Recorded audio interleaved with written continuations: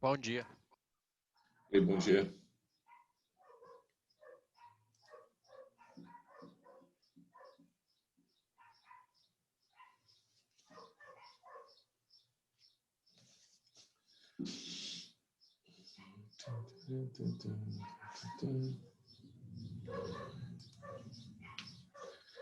E aí, vamos de eletroquímica hoje?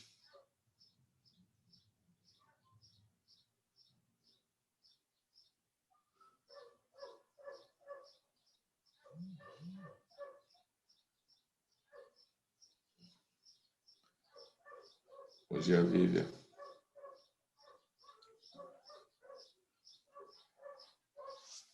Deixa eu matar entre duas vezes.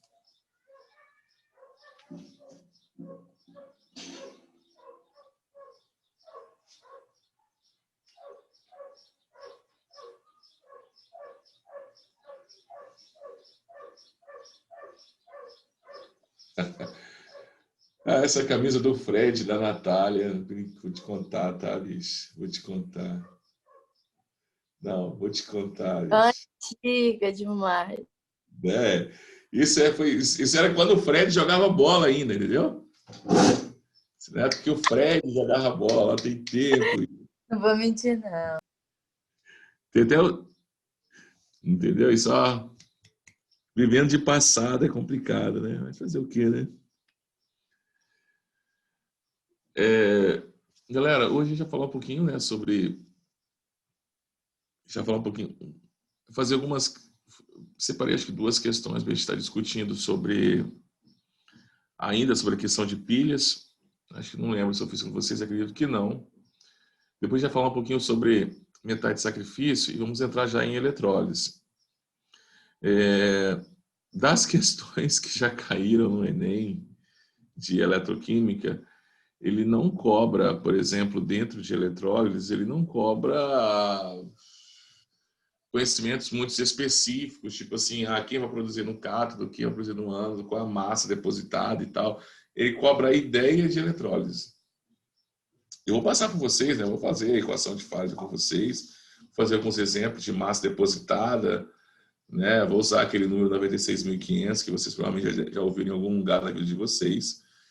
Porém, vocês vão ver que as questões do Exame Nacional de Ensino Médio não cobra isso, tá? Não cobra isso. Depois a gente faz umas questões de eletrólise com vocês também. Então, acredito que hoje eu começo, mas não vou conseguir concluir, né? Amanhã a gente consegue concluir isso. Se eu não fechar a eletrólise amanhã, eu vou pegar a aula de sexta de física para fechar a eletrólise, tá? Já que ótica a gente começou, e tem muita coisa de ótica ainda, só para fechar essa parte de eletroquímica. E aí, né, na semana que vem, a gente entra no nosso derradeiro matéria de físico-química, que seria a radioatividade.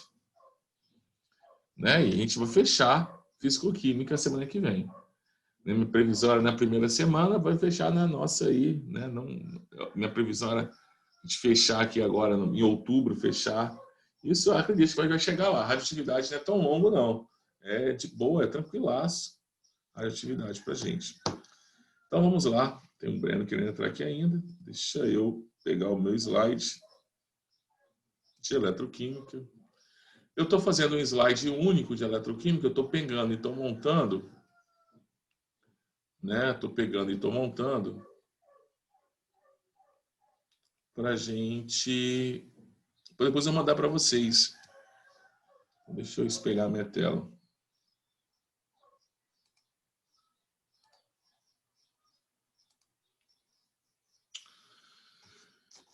Então tá aqui, galera. Isso. Me fala se eu já resolvi. Acho que não resolvi nenhuma questão com vocês disso aqui ainda. Eu acho que ainda essa parte ainda não. Eu já resolvi essa questão com vocês aqui, ó. Essa questão do Enem 2019. Eu já resolvi? Não, né? Separou em corrosão. Não, separou em proteção contra corrosão. Ah, pode crer.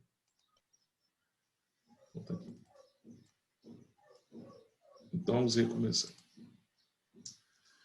Gente, eu procurei um vídeo assim mais curtinho de galvanização, né? cromação, sei lá, niquelação. Mas eu não consegui encontrar um vídeo curto para mostrar para vocês o processo industrial. Mas depois eu coloco uma indicação de um vídeo lá para que vocês possam estar entendendo. Então, eu coloquei os fatores, né, a coloração, isso eu falei, os fatores que aceleram a ferrugem, e pensando numa questão de corrosão, pensando em pilhas, né, processo semelhante de ferrugem, a proteção contra a corrosão.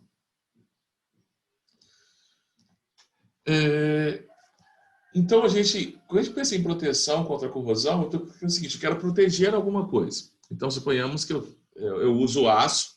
O aço é uma liga entre ferro e carbono, mas eu uso aço normalmente nas minhas construções civil, nas minhas estruturas aí de vários equipamentos, né, e inclusive, né, de vários meios de transportes, e eu quero proteger esse ferro da minha oxidação, né? Lembra que se ele vai sofrer oxidação, ele é meu anodo. Então, eu vou fazer uma proteção anódica, né? Vou proteger esse meu ânodo e eu vou trocar esse meu ânodo para um outro. Eu posso colocar um ânodo, algum outro material para sofrer corrosão no lugar dele. E essa troca que eu faço, né, nós chamamos isso de metal de sacrifício. Nesse tipo de proteção, é uma proteção espontânea. Eu vou escolher um metal que tenha um potencial de oxidação maior do que o metal que eu quero proteger. Ou, se vocês preferirem por essa ótica, um que tenha menor potencial de redução. Tá? Esse metal de sacrifício ele é muito utilizado quando eu tenho, por exemplo, grandes áreas superficiais. Eu vou mostrar daqui a pouco para vocês um casco de um navio. Então, eu posso usar isso em navios, posso usar isso em tanques de combustíveis, eu posso usar isso em estruturas metálicas gigantescas para tentar evitar essa oxidação. Eu posso estar utilizando também algo não espontâneo. Então, por exemplo, se eu tenho uma reação, vamos pensar, se eu tenho alguém que está oxidando, é porque alguém está reduzindo. Então, eu tenho uma diferença de potencial, que eu já expliquei para vocês como que calcula isso. Se eu aplicar uma fonte externa de uma corrente contínua ou uma corrente alternada acoplada a um retificador para transformar essa corrente alternada em uma corrente contínua, eu vou ter uma proteção por corrente impressa. Ou seja, eu vou aplicar uma diferença de potencial maior do que a diferença de potencial dessa minha pilha que estaria sendo formada. Então, eu vou forçar, eu vou impedir que esses elétrons saiam do meu anodo para o meu cátodo. Eu vou fazer o processo inverso. E aí eu consigo proteger. Isso foi feito pelo Cristo Redentor. No Cristo Redentor, eles colocaram lá uma placa de titânio e estão colocando lá uma corrente impressa.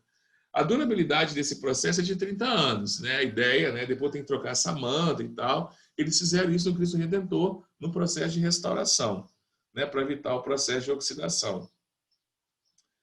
É utilizado, assim, é mais caro, né? A vantagem é que eu consigo controlar. Então, de acordo com, nós temos alguns fatores temporais que vão influenciar no processo de oxidação, como a temperatura, como a umidade relativa do ar, né? Então, eu consigo, se eu tenho uma fonte de corrente contínua ou um retificador, eu consigo controlar a corrente. Então, eu consigo colocar isso de acordo com as condições climáticas daquele determinado específico período ali que eu preciso. Então, essa é a vantagem. Aqui, vocês estão vendo aqui, ó, no casco de navio, aqui, ó, eu coloquei algumas placas aqui, ó. Essas placas, né, na realidade, são utilizadas para quê? Para servir como metal de sacrifício. Então, eles vão oxidar no lugar do ferro, por exemplo, e eles vão ceder esses elétrons para o ferro e vão fazer o processo inverso. Então, o ferro não vai oxidar. É chamado de metal de sacrifício, como eu disse para vocês. Eu vou usar isso também em oleodutos, por exemplo. Nós temos gasodutos que cortam todo o nosso litoral aqui do Espírito Santo. Então, nesses gasodutos também eu posso utilizar metais de sacrifício para evitar a oxidação dessa tubulação. A Estátua da Liberdade, ela era de cobre. Ela oxidou porque não tinha nada para oxidar no lugar dela? É por isso que ela ficou verde? Cara, você tem que entender que só os metais nobres que não vão oxidar, né? Que tem um potencial de redução muito alto. Mas tudo pode oxidar. Não, sim, Entendeu? mas aí, por exemplo, se tivesse algum metal na estátua dela, não teria oxidado. É É isso porque aí. não tem, né, no caso.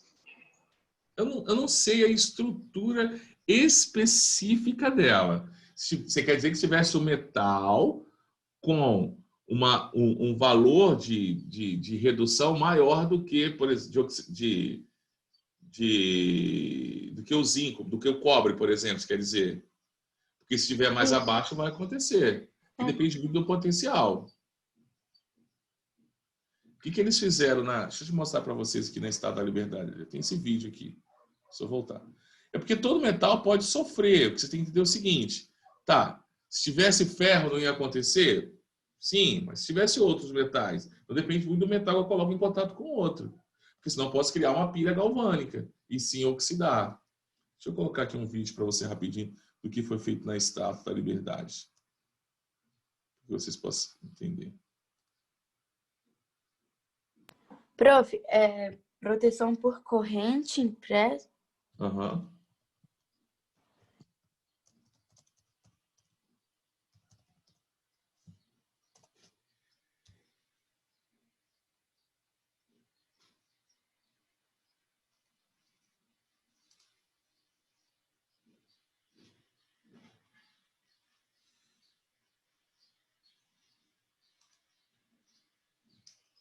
Deixa eu ver se eu acho. Olá. É esse aqui mesmo. Esse cara. Cara, isso aqui é uma questão da metalurgia.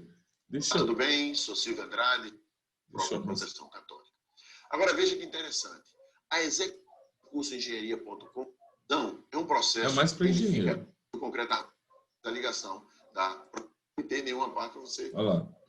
Na sua estrutura, dano, e no estado que ele se encontra no momento que você fez a ligação da proteção católica. Tá? Então, veja, vamos entender então como é a proteção católica por corrente impressa. Veja, eu peguei a mesma foto do Cristo Redentor para a gente entender. Aqui você tem a malha de titânio e tem uma fita de titânio. Aqui você tem já uma projeção de argamassa incorporando esse sistema de titânio na sua estrutura e um cabo saindo dessa sua estrutura. Claro que não precisa ser tão aparente, porque no Cristo Redentor, na parte interna, não tem problema de ter nenhuma parte para você esconder, não tem a estética da coisa. Tá? Então vamos entender agora o que é. Imagine aqui a sua estrutura de concreto armado. Então você colocou a sua malha de titânio, colocou a sua fita de titânio também, porque ela vai espalhar toda a energia da malha de titânio. Usa um retificador de corrente que transforma a corrente alternada em corrente contínua e liga o polo positivo na malha, ou seja, nessa fita que vai distribuir para toda a malha de titânio, e o polo negativo do retificador você bota na sua armadura. E depois você faz a incorporação. Então, lembra, vou explicar isso para vocês mais, o que ele vai fazer? Ele vai retirar os elétrons aqui e vai jogar os elétrons para cá. Aí o que estava oxidando vai fazer o quê? O processo de redução. Então, essa é a ideia de uma proteção por corrente impressa. Então, esse cara aqui, né, essa minha corrente impressa, vai fazer esse papel. Ele vai tirar elétrons dessa estrutura. Se eu não me engano, acho que dura quase 30 anos. Do sistema na estrutura de concreto armado. Agora, como funciona essa proteção? Como funciona esse sistema? Então, imagine aqui a tela e você tem a armadura do seu retificador ligando na malha de titânio e o polo negativo nós vamos ligar na armadura do seu concreto. Então, o que acontece? Quando você tem o retificador de corrente, ele é de suma importância porque não é apenas você mandar energia para o sistema de proteção católica. Você precisa regular o fluxo de energia ao longo do tempo. Ou seja, quando você está no inverno, que você tem aquele processo de umidade... Olha as questões climáticas que eu estava falando. Claro, gente, a gente está aqui em outro nível, né? Claro que está discutindo aqui de acordo com a estrutura. O cara é engenheiro dando um processo para quem é engenheiro. Engenheiro civil, engenheiro mecânico, engenheiro... Tá? Então, é um nível um pouco mais elevado. O concreto baixa resistividade, então você necessita aumentar o fluxo de corrente.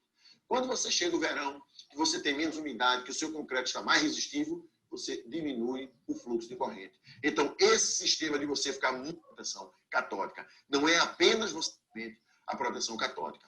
Então, o que acontece? Com o retificador ligado, ele vai mandar elétrons, ou seja, o sistema de ele está tirando elétrons. Quem cede elétrons se oxida. Aí, ó, vai ceder elétrons e vai ceder os elétrons para a estrutura de armadura. Ou seja, quem recebe o elétron vai fazer a redução do oxigênio e não corrói sob hipótese alguma. Então, você veja, 25 a fluxo de corrente para que você tenha ficar lá retificando este fluxo de corrente para que você tenha a performance garantida desse seu tratamento. Veja bem, era isso que eu queria falar sobre o sistema de proteção catódica. Mas ele falou de 25 a 30 anos essa proteção. Só que é caro. Você concorda comigo que seria uma proteção muito cara para eu fazer isso? É algo muito caro, cara. É algo extremamente caro. Eu tenho que manter um retificador ali, um consumo, né, dependendo da minha estrutura, uma estrutura muito grande. Fazer esse processo aí, essa armadura que ele fez de titânio, não é barato, né? Entendeu? Olha só o processo. E aí, uma outra que não ficou bem claro, para eu ter a oxidação de um metal, eu não obrigatoriamente preciso ter um outro metal. Né? Cada material nosso tem um certo potencial de oxidação, de redução associado. Claro que nós estamos trabalhando especificamente aqui com quem? Com água, com ar e com os metais. Não trabalhando com outros materiais, mas outros materiais também sofrem processo de oxidação. O que é o processo de galvanização? É o processo de recobrimento dos metais com outro metal. Só que esse processo de recobrimento, eu já fiz até umas aulas práticas com esses alunos, a gente faz o processo de pegar uma chave, dessa chave de latão aí, e cobrir ela com zinco, a gente faz isso, ou com cobre, a gente faz isso no laboratório. É um processo que eu vou consumir energia elétrica, então processo de eletrólise. Se eu vou usar zinco, eu chamo o processo de zincagem. Se eu for usar cromo, eu vou usar o processo de cromagem. O nome é cromagem. O processo de zincagem é um processo não espontâneo, né? Aí você consegue imaginar, professor, por que é um processo não espontâneo? Porque eu estou querendo fazer com zinco o depósito de uma estrutura de ferro. Tá? E aí, esse zinco ele vai sofrer oxidação no lugar do ferro. Então, ele sofre oxidação, ele cede elétrons para a estrutura férrica. A cromagem é um processo mesmo, só que eu vou depositar cromo nessa peça. A gente depende, e aí é muito comum a nossa casa, a gente compra material dependendo da procedência, não é tão feita, esse processo não é feito tão eficiente. E aí o que acontece? Deixam as partes expostas do meu metal, que eu quero proteger, e acaba que isso vai provocando esse descascamento, né, essa perca dessa parte de cromagem de várias estruturas férricas. Então, é muito comum isso em torneira, é muito comum isso em peças de banheiro, porque às vezes o processo, né, o material não é de boa qualidade e ele começa a descascar isso em um período mais curto. Né? E aí, muitas pessoas me perguntam, professor, por que a lata amassada não é interessante eu consumir? É só estética? Não é só estética. Não é só estética. Essas latas, elas são revestidas por estanho, né? E ele é muito mais resistente ao processo de oxidação do que o aço. Porque lembra que o aço é uma liga de ferro com carbono. Se ela é amassada, como é uma película que eu tenho de estanho, o que vai acontecer? Essa parte interna vai ficar exposta. E essa parte exposta em contato com o alimento vai fazer com que esse ferro oxide. Então, quer dizer que eu vou ter uma reação de oxidação primeiro da minha lata e posteriormente depois do meu alimento. Então, quer dizer que não consumir, não pegar latas amassadas não é só estético. Está acontecendo uma reação de oxidação ali e, consequentemente, aquela reação de oxidação já está se estendendo para o seu alimento. Então, o seu alimento está perdendo a qualidade nutritiva dele. Primeiro, a qualidade nutritiva. Depois pode ter até alguma proliferação de algumas coisas ali dentro, dependendo, né? A taxa de validade dela vai diminuir. Eu não consigo ter um alimento 100% estéril. Não dá para ter. Claro que aquele meio ali não é propício para o crescimento, né? Mas eu posso ter algumas cepas ali, alguma coisa ali, que dependendo da variação de pH, da variação das condições do meio, eu posso ter uma proliferação sim de micro-organismos depois. Tá? Isso aí, perfeitamente, Natália. Já expliquei para vocês proteção por corrente impressa. Eu expliquei não, né? Mostrei até o vídeo lá e serviu para a gente ter uma ideia de como que funciona isso, né? Então, eu vou ligar um retificador, né, que é o mais comum a gente utilizar. O que é esse retificador? Ele vai transformar essa corrente alternada em uma corrente contínua. E aí, o que ele faz? Ele arranca esses elétrons do metal que eu coloquei lá, né? Para o metal que eu coloquei, então ele vai criar uma diferença de potencial. Ele vai arrancar lá no inquisidor de estanho, mas eu poderia usar um outro material, vou retirar elétrons dele, então é ele que vai oxidar e vou ceder para quem eu quero que eu quero que seja protegido. É um processo caro, mais caro do que eu fazer o processo de galvanização. Só que, como eu disse, é um processo mais eficiente, né? Depende muito do que eu quero proteger. Então, esse é um cálculo que tem que ser feito e não vai ser feito por a gente, né?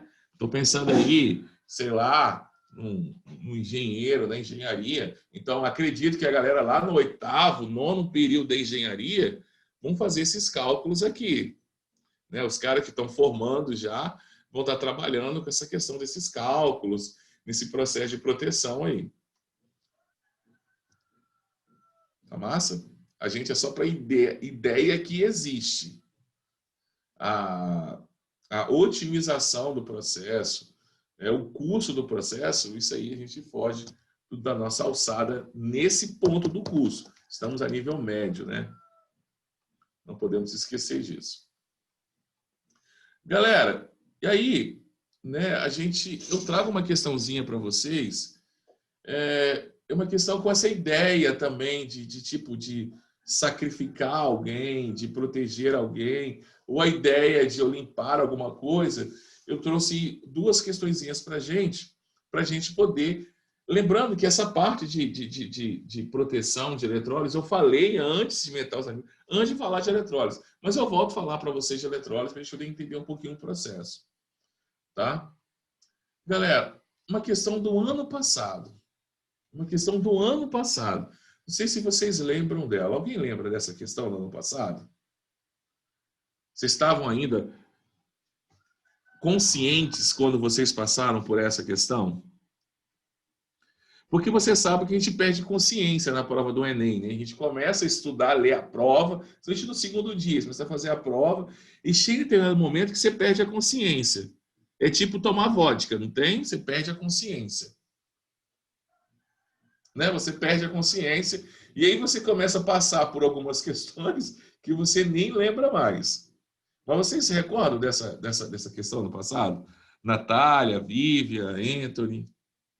Eu lembro, não. Estava sem consciência já nessa... Oi? Tava na minha última página. Pô, eu nem lembro ainda. Mas você fez ponto pra caramba, né? Você estava ainda com bastante aporte de oxigênio, né? E tem que levar uns tanques de oxigênio, que a gente falta ar, falta tudo no dia da prova do Enem, tá? É complicado. Mas vamos tentar fazer, vamos ver se a gente consegue, vamos riscar tudo que foi importante pra gente.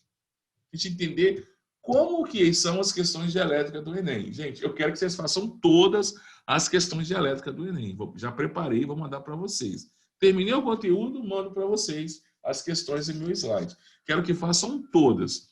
Enem, Enem Libras, Enem PPL, Enem segunda aplicação. Quero que façam todas. É para fazer todas. Né? Questões de elétrica se faz todas. Questões de soluções se faz todas. As questões de físico-química, gente, de coração, se faz todas. Por quê, professor? Porque o Enem ele não sai muito daquilo que ele historicamente ele já é cobrado. Então, a gente tem que fazer as questões de poder ver, que normalmente sempre voltam nos mesmos tópicos. Olha, cara, eu devo ter umas 10 questões dessa com uma tabelinha dessa de potenciais padrão. Aí, que potencial padrão é esse? É de oxidação ou de redução? O que está acontecendo aí? Fala para mim. Isso é potencial padrão de redução ou de oxidação? Ah, não está falando, né? Se não tivesse. Você está vendo aqui, ó, os metais, ó, cobalto, cobre, chumbo, alumínio, ferro, está todo mundo na forma metálica. Então ele está reduzindo. Olha só o que ele fala para a gente. Para realizar o desentupimento de tubulações de esgotos residenciais, é utilizada uma mistura sólida comercial que contém hidróxido de sódio e uma outra espécie química pulverizada. Então ele fala que, para desentupir, ele usa soda cáustica. Só que soda cáustica só pura não está servindo mais. Ele vai usar uma outra espécie pulverizada. Quando é adicionada água a essa mistura, ocorre uma reação que libera gás hidrogênio e energia na forma de calor, aumentando a eficiência do processo de desentupimento. Então, eu tenho uma mistura que é uma mistura sólida que contém o hidróxido de sódio e uma outra espécie química que é pulverizada nesse hidróxido de sódio. Isso, em contato com água, ele fala que libera gás hidrogênio e calor. Aí ele fala assim, considere os potenciais padrão de redução da água e de outras espécies em meio básico expresso no quadro. Qual a outra espécie que está presente na composição da mistura sólida comercial para aumentar a sua eficiência? A eficiência é aumentada quando? Quando adicionada a água, aqui, ó, essa mistura ocorre uma reação que libera gás hidrogênio. Então, eu preciso que esse cara seja liberado, aumentando a eficiência. Então ele fala que a eficiência está relacionada à liberação do meu gás hidrogênio. O gás hidrogênio está na água, né, gente? Na água. Então, aqui, olha a reação do meu gás hidrogênio. Para produzir gás hidrogênio, a água ela tem que sofrer o quê, gente? Ela tem que sofrer redução. Olha só aqui meu hidrogênio aqui, ó. Então, essa reação tem que acontecer. Essa reação tem que acontecer.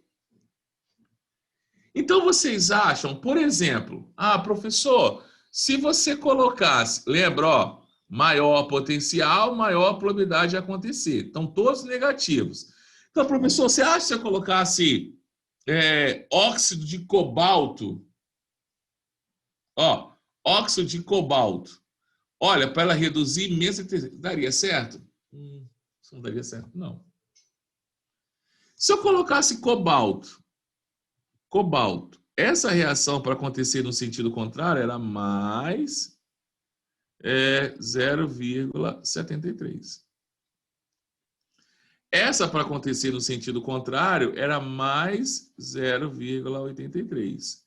Então quer dizer que se eu colocasse cobalto em pó lá dentro, quando os hidrogênios fossem liberados, a reação ia acontecer no sentido contrário. O maior potencial é ela que vai acontecer. Então não daria certo colocar cobalto, não. Agora, olha só.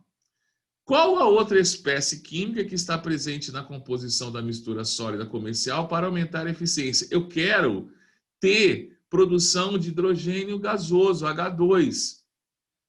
Eu quero que essa reação aconteça para a direita. Cara, ela vai ser mais eficiente se eu pegar uma espécie de menor, a que tiver menor potencial de redução. E a minha espécie química que tem menor, aí que eu tenho que ter cuidado. Aí que eu tenho que ter cuidado. Ela já colocou para mim aqui alumínio, aqui que já ficou claro para mim. Mas se ela colocasse esse cara aqui, não é esse cara que eu preciso ter. Eu preciso ter esse cara aqui, ó. Esse cara aqui é que eu preciso ter. Porque se eu ter o alumínio, o que vai acontecer com o alumínio? Ele vai o quê? Ele vai se oxidar. Olha o potencial de oxidação dele. Esse aqui é o de redução. De oxidação dele é mais 2,33. Então, ele oxida. Olha só, para o gás hidrogênio oxidar era mais 0,33. Então, ele não vai oxidar, ele vai reduzir. Então, como esse potencial aqui é muito grande, então o alumínio oxida e, consequentemente, contribui para a produção do H2. Então, a resposta seria a letra A. Alguns alunos meus fizeram essa questão olhando pelo lado de equilíbrio químico. Cara, eu assim, eles chegaram à resposta. Eu não concordei, mas chegaram à resposta. Falou assim, olha, professor, para eu deslocar, olha o pensamento deles, para eu deslocar essa reação para a direita, produzir mais hidrogênio, eu posso consumir quem? Hidroxila. Das reações aqui que consomem maior quantidade de hidroxila, é do alumínio. Então, quanto maior a quantidade de hidroxila, se eu vou remover um componente de um equilíbrio, eu vou deslocar ele para o sentido oposto. Pensaram assim, chegaram a uma resposta correta. Mas o raciocínio correto dessa questão não é assim. Eu preciso colocar uma espécie de maior potencial de oxidação para que a redução da água aconteça. Esse é o raciocínio. Quem é que tem maior potencial de oxidação? É quem tem menor potencial de redução. Quem é que tem menor potencial de redução? O alumínio. Em meio aquoso. Lembra que está em meio aquoso, tá, gente? Esse potencial aqui é em meio aquoso. Você está vendo que está todo mundo reagindo com a hidroxila proveniente da redução da água. Galera, e aí? Fala para mim dessa questão. Vocês conseguiriam acertar agora? Assim, mesmo antes de eu começar a discutir a questão, vocês conseguiriam acertar? Fala para mim. Anthony, você acertou essa, Anthony? Ei, Anthony, não ouvi, não. Acertei. Massa, né?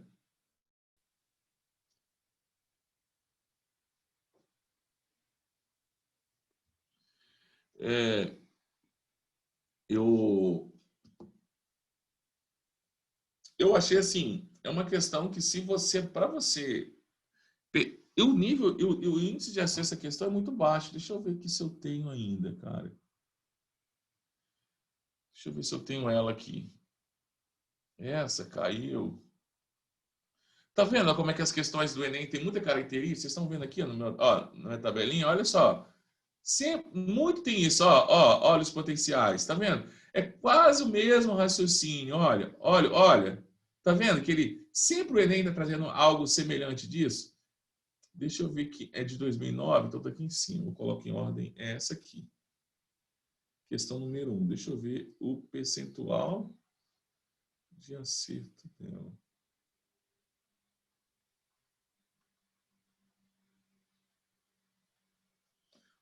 Foi considerada média. Cadê o percentual de acerto dessa questão, meu Deus? Não tem, não?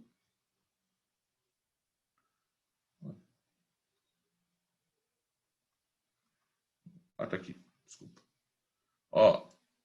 30% de acerto. De cada 3 alunos, 1 acertou e 2 erraram. Né? Vou fazer mais uma para vocês. Mais uma de eletroquímica. Mais uma de eletroquímica. Galera,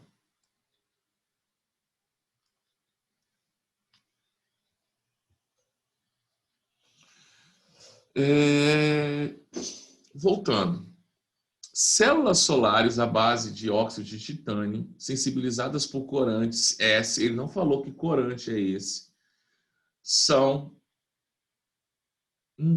A professora enxofre? Não está falando nada ali. Se fosse assim, falaria. Corantes S. São promissoras e poderão vir a substituir as células de silício. Nessas células, o corante adsorvido, ele é adsorvido. Então, tem o titânio, ele foi adsorvido, ele não foi dissolvido, ele está sendo adsorvido ali no titânio, é responsável por absorver energia luminosa. E o corante excitado, tá vendo? Quando ele está excitado, ele tem um S e um asterisco em cima. É capaz de transferir elétrons para o óxido de titânio. O esquema dessa célula e os processos envolvidos estão ilustrados na figura. A conversão de energia solar e energia elétrica ocorre por meio de sequência das reações representadas. 1, 2, 3 e 4. Aí ele pergunta bem assim para a gente. A reação 3 é fundamental para o contínuo funcionamento da célula solar, pois...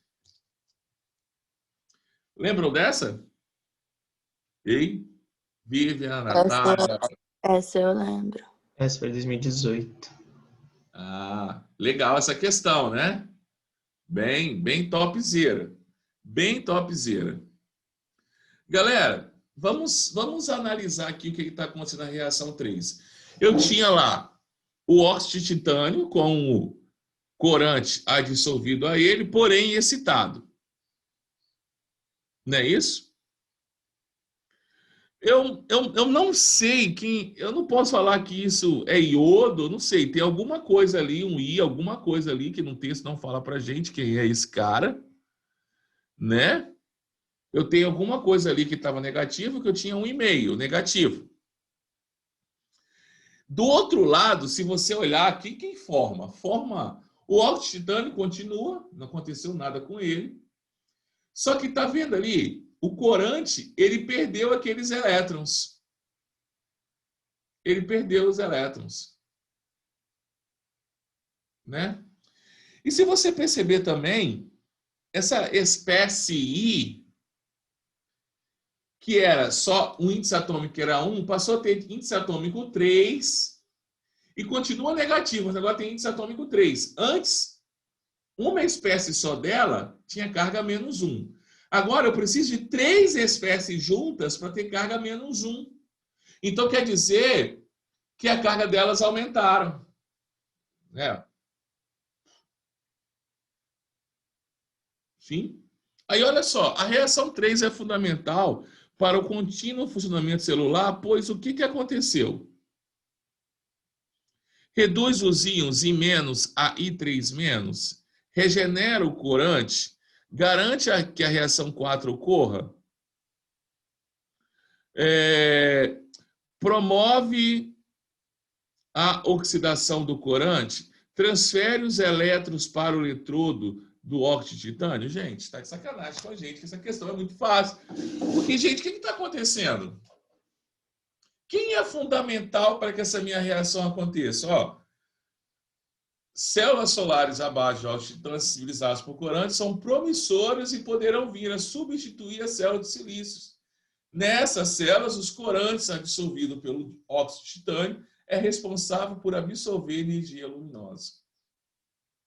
Cara, se ele já tiver excitado, ele não vai absorver mais nada. E você repare que na terceira reação o que está acontecendo é isso. Ó, ele estava excitado e aí ele deixou de estar excitado, ele se regenerou. Aí agora ele vai voltar a acontecer a minha reação.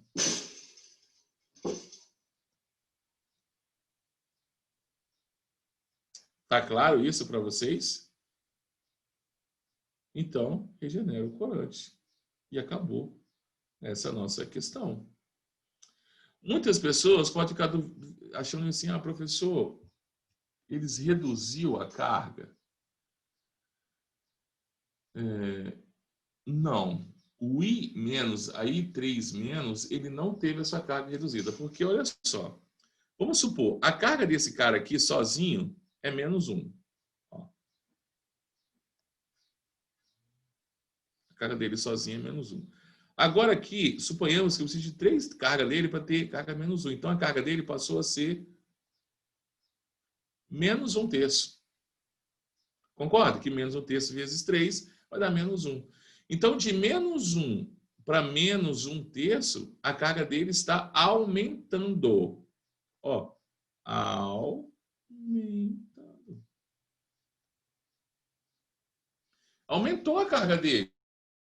Quanto menor for, quanto mais perto de 0 for esse número negativo, maior será esse valor numérico. A carga desse cara aumentou. Se aumentou, ele não está reduzindo. Perfeito? A redução aconteceu aqui, ó. Aqui, ó, na 4, esse 3 menos foi reduzido a I menos. Aqui, sim. Na 4, mas na 3 não aconteceu isso. Então, regenera o meu corante. Fechado?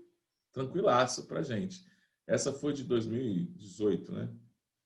Galera, já citei para vocês, mas agora eu começo a falar de eletrólise. Aqui eu começo a calcular algumas coisas com vocês agora. Aqui eu tenho vários objetos. Alguém falou alguma coisa? Aqui eu tenho vários objetos que foram, né, folheados, que foram recobertos através desse processo chamado de eletrólise. Então, a eletrólise é o contrário da pilha. A pilha é um processo de corrosão natural, de oxidação natural, ocasionada por uma diferença de potencial espontânea. Já na minha eletrólise é um processo de oxidação não espontânea. Ela vai ser induzida por uma corrente elétrica. Então, eu preciso ter uma corrente elétrica externa para induzir esse processo. Então, é um processo não espontâneo. Então, vamos entender. Se eu tenho uma energia química sendo convertida em energia elétrica, eu tenho o que nós chamamos de pilhas. Se eu tenho energia elétrica forçando uma reação química acontecer, eu chamo isso de eletrólise. Então, a eletrólise é um processo não espontâneo. É um processo induzido. Tá? Essa nossa eletrólise ela pode ocorrer tanto em soluções aquosas quanto em substâncias iônicas fundidas. Aí eu vou ter dois tipos de eletrólise: eletrólise aquosa e eletrólise inguínea. A aquosa é quando essas minhas substâncias estão dissolvidas na água. Inguínea é quando tem essas substâncias iônicas fundidas. Tá? Então eu vou ter uma fonte externa de energia, né? Energia contínua, de uma corrente contínua. E vai fazer passar pelo recipiente. Lembra lá da minha proteção por corrente? Né? Então, olha só, eu vou estar tirando os elétrons daqui, lembra do meu gerador aqui, ó, eu estou tirando os meus elétrons daqui e estou jogando eles para cá. Perfeito? Então, se eu estou tirando meus elétrons desse meu eletrodo, esse meu eletrodo vai ficar o quê? Vai ficar um eletrodo positivo. Deixa eu mostrar aqui um exemplo para vocês, bem tranquilinho aqui. Vamos ver se vai aparecer aqui no YouTube para que vocês possam entender. Então, ó, é mais ou menos assim. Então, aqui suponhamos, né, que eu tenho aqui, eu estou colocando uma eletrólise inguínea, né, eu tenho o cloreto de sódio, eu estou aquecendo ele, aquecendo. Ele está se expandindo e ele está perdendo o retículo cristalino dele. Perfeito? E aí, o que acontece? Eu tenho dois eletrodos, né? No eletrodo que eu estou retirando os elétrons, está percebendo que os cloros estão sendo atraídos por eles. Perfeito? Aí esses cloros vão se ligar e formar o gás cloro, que vai sair da minha solução. Ó, saiu. No meu eletrodo que está chegando os elétrons, que é o negativo, está sendo, os íons sódio estão sendo dissolvidos e eles vão ser o quê? Eles vão ser reduzidos e vão ser precipitados. Eu vou ter uma massa precipitada ali. Está entrando em outra coisa que eu não quero que entre. A massa. Deixa eu voltar para o meu slide. Vou explicar passo a passo disso que acontece. Galera, então, no polo negativo da minha pilha é o catodo, é onde está ocorrendo a redução, e no meu polo positivo, né, que é o meu anodo, é o que está acontecendo a minha oxidação. Repare, cara, você está vendo a diferença entre as pilhas e a eletrólise? O meu polo negativo da minha eletrólise é meu catodo. Meu polo positivo da minha eletrólise é meu anodo. Tá claro isso? Tem que ficar esperto com essa troca de posição. No cátoda, continua acontecendo a redução. No anodo, continua acontecendo a oxidação. Só que troca somente os polos. Meu eletrodo negativo agora é cátodo, meu eletrodo positivo é anodo. Lá na pilha é o inverso. Tá? Agora, os processos são os mesmos. Se eu falei que é cátodo, vai acontecer redução. Se eu falei que é anodo, vai acontecer a oxidação. Tá claro isso? Então, ó, na eletrólise, o polo negativo é o cátodo e o polo positivo é o anodo. Tem que saber isso aí. Eu teria que mostrar para vocês agora um simulador, tá? Já colocar umas barrinhas aqui, vamos mexer aqui, né? Nós vamos fazer isso aí. Mas isso já estamos com o tempo estourado, eu faço isso amanhã. Então, eu vou escolher aqui um material aqui, ó. Eu vou escolher um metal, vou colocar, sei lá, prata aqui, não é isso? Vou escolher um outro metal aqui, sei lá, vou colocar níquel aqui, beleza? Vou mexer aqui na corrente, eu posso colocar 2 amperes, posso mexer na minha voltagem, colocar mais ou menos diferente potencial e posso mexer no meu tempo. Tá massa? E aí a nossa ideia é entender o que vai acontecer. Aí eu vou colocar aqui dentro, alguém aqui dentro. Eu quero colocar o quê? Uma solução de quem? O professor, vou colocar uma solução de níquel aqui dentro. Então, coloquei uma solução ali de nitrato de níquel ali dentro. E aí, o que vai acontecer quando eu ligo? Depois a gente vai explicar. Só vou ligar só para a gente poder ver o que vai acontecer. Ops! Caramba, professor, a voltagem não é suficiente para que essa reação ocorra. Né? Não vai acontecer essa reação. Então, eu tenho que fazer o quê? E aí nós temos que entender por que não aconteceu. Por que eu não consegui a redução do níquel com essa voltagem? Será que eu preciso fazer o quê? Criar uma maior disposição? E por quê? Esse é o nosso papel para a nossa próxima aula. Tá claro isso, gente? Então, vocês vão ver que se eu for alterando... Eu acho que eu nem vou ter voltagem suficiente para isso. Nem vou ter voltagem suficiente para isso. Agora, se eu coloco aqui, vamos colocar prata aqui dentro. Ó, coloquei prata aqui dentro. Deixa eu ver se já está reduzindo aqui. Deixa eu aumentar. Ó, começou a reduzir as pratas. Vocês estão vendo ali, ó? Os elétrons estão chegando, ó, a prata está recebendo. Você vê que no eletrodo de prata começa a ter deposição de prata. Por que eu não consegui quando eu coloquei uma solução de níquel? E esse é o nosso papel para a próxima aula. Beleza, galera? Galera, eu quero agradecer pela atenção de vocês. Na próxima aula a gente volta a discutir de eletrólise. Vamos entender um pouquinho como que funciona isso. Por que com aquela solução não aconteceu a reação? Quando eu troquei a solução, quando eu coloquei nitrato de prata, aconteceu. Quero que a gente entenda isso, o porquê. Tá? E a gente vai começar, a gente faz um cálculo lá de Faraday também, para a gente terminar o processo. Lembrando que o Enem só cobra você entender o que é eletrólise. Tá? Você entender o que é. A parte matemática ainda não caiu. A gente vai estudar, porque vai que caia. Né? Vai que vocês já conseguiram fazer as suas 30 cacetadas. Né? Então, você tem que fazer umas 35, 38, né? Pelo menos, isso aí.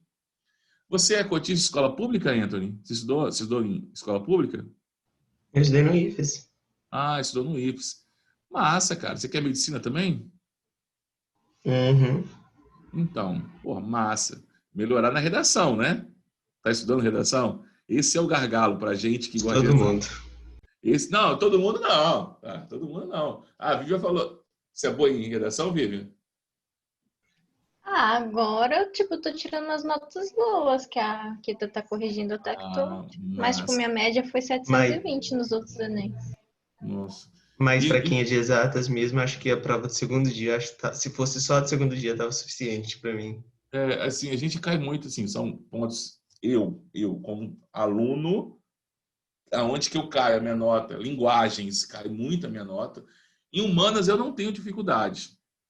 Agora, linguagem, porque não tem muito duplo sentido. Linguagem é muito mais difícil para a gente que gosta de exatas. E a redação é um grande problema, né? Porque hoje a galera está ficando acima de 800 brincando, gente. E nós precisamos disso. Então, se você tirar... Gente, sério, quem quer medicina? Se você tirar a nota abaixo de 800 pontos, está fora da briga.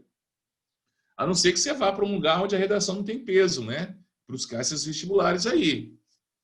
Entendeu? É garimpar isso também, tá, Anthony? Se você, assim, o UPS, eu acho que peso da redação da UPS é o quê? 4 ou é 2? Sei que natureza é 4. É peso 4 e matemática, que eu sou melhor, peso 2. Então, às vezes, é interessante vocês procurarem a universidade que talvez não tem peso.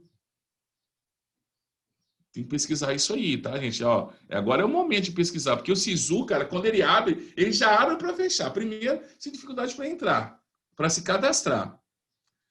Então, essa é uma merda. Então, você tem que ter todo o seu plano traçado antes do SISU abrir. Porque você sabe, olha, se a nota de redação não for boa, eu vou para essa faculdade aqui, que aqui não tem peso de redação. Poxa, aqui tem peso para natureza 4, 5, 6, sei lá, ou aqui não tem peso, minha nota de natureza não foi bem, foi mais razoável, não foi o que eu esperava. Então, esses planos têm que ser traçados. Não dá tempo de traçar plano em cima do SISU. Cara, o sistema buga toda hora.